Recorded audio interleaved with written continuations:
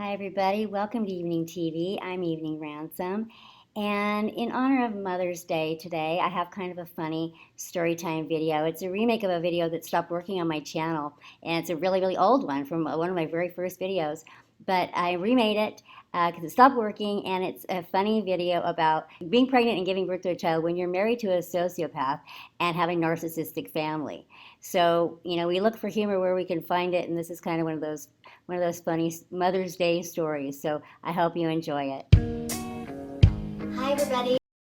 So the story of when my first son was born. Very excited about having this little boy, and knew he was a boy and named him Noah, and all that was all happening all ahead of time. We were calling him Noah in utero.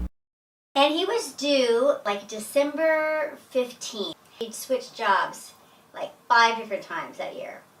And the summer that I was pregnant, he decided he wanted to go fishing in Alaska. So he left me in this house we lived in, a really remote place, to go fishing in Alaska. I never wanted to be the person that anyone could ever say they didn't get to live their dreams because of me, that there would ever be any regret because they were tied down because of me, or I wasn't willing to take risks, or I was scared, or I never want to be that person. So I got behind every single thing he wanted to do, whether it was harebrained or not. I got behind it. In retrospect, I can look at things and think, okay, now that's just altogether bad timing. I mean, it seems like the fact that he couldn't be satisfied with the job that year that he kept quitting his job, and that he would go to Alaska the year I'm pregnant, seems deliberate. He leaves me alone. This house is not an easy house to live in. I mean, it's like, it's remote for one thing. It has only wood heat. It was, I walked to this big embankment to get down to the house, and it was just rough living. It was just not easy living, and it was not something that hardly anybody would have done. But I wanted to be a good sport. I should show some pictures of this house. I think I will.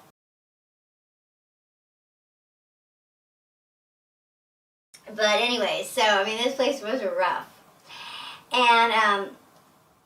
But by now it was not so rough now. Now it was a decent place to live, but it still wasn't easy living, and it was far out in the country. We were like 20 minutes from any kind of town, and then you got to Shelton, and then you drove another half an hour or so to get to Olympia, which is where I worked. And on the way, so between here, so you get to Shelton, and then between Shelton and Olympia was my parents' house. So you'd pass my parents' house on the way. So now he's back from Alaska and all that, and he's got a job, and he's working at a job that's up at Mount St. Helens, which is quite a way. It's like several hours out of town. On the morning of, it was a Friday morning, November 3rd, 1995, I get up and I'm getting ready for work. Yeah, I work at the hospital, and I'm getting ready for work, and I shower and I dry off, and then all of a sudden I'm not dry anymore, so I kind of like dry my legs off again. So I'm going, I think maybe that my water has broken.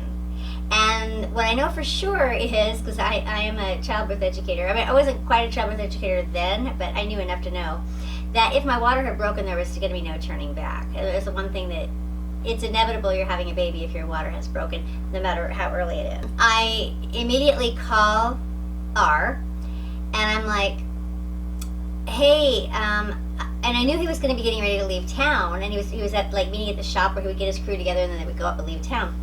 And I was like, hey, could you delay leaving town for a minute until I can get into work and see my midwife, because I think my water may have broken. And he said, it did not. It's too fucking early, and you're screwing up my whole schedule. And I said, yeah, you're probably right. You're probably right. And I know, I mean, by now, like, I have a towel between my legs. It's sopping wet. I mean, like, I know my water has broken. But I still have some sort of denial. But I call he had just retired. And so I tell him, I said, Dad, I think my water has broken. I'm basically wanting a ride, because even though, like I said, my house is here, their house is here, the hospital's here. But I wanted him to come out and get me, because the part between my house and their house is the most remote. And if something should happen, I just didn't want to be alone. But I don't ask. Basically, I just say, I think my water has broken, and ours already left for work, My dad, he just kind of plays dumb. He doesn't say, oh my gosh, I'll be right there, which is really the only thing I wanted to hear. I only wanted to hear, oh my gosh, I'll be right there. But that's not what I heard. I heard some hemming and hawing. I heard some, he obviously didn't want to come get me. At first he said something about plumbing, and I said, no. It's not my plumbing, it's the baby. The baby's coming. So I made it really clear that, I wasn't talking about plumbing. The baby was coming. Oh, well, you better get in your car and get heading to the hospital then. That's what he says. That's what I do. I get in my car and I drive to the hospital. I go up to see my midwife. She's like, sure enough, that you're gonna have a baby today. Later, my dad and I pretend that he didn't know what I was calling about. We just pretend that he didn't know, and that he didn't just completely drop the ball and not come get me. And the same thing I do with R. That's the biggest, scariest part, was that they had to test the fluid, and it was really touch and go there for a little while. It was really scary because for a minute I didn't know if he was going to be okay, because he was so early. He was 5.5 weeks early. But they tested the fluid and they said it looked like his lungs were mature, so that was a huge relief. But those hours I was waiting for that test to come back, I was alone. I didn't have him. He wasn't there with me waiting for that news. And I did manage to drive myself there just fine, but it was just a little bit scary, and I kind of wanted to share it with somebody too. But anyway, so interestingly enough, so I have these two kids naturally,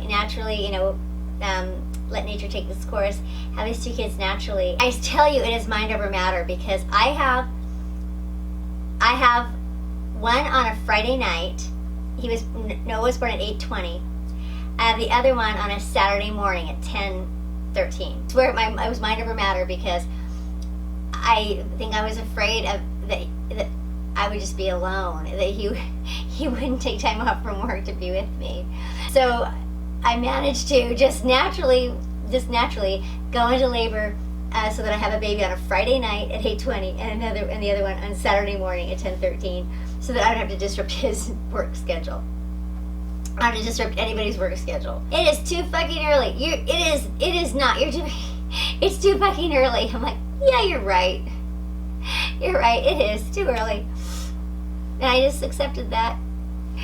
Anyways, but he was fine, by the way. He was 6 pounds 2 ounces.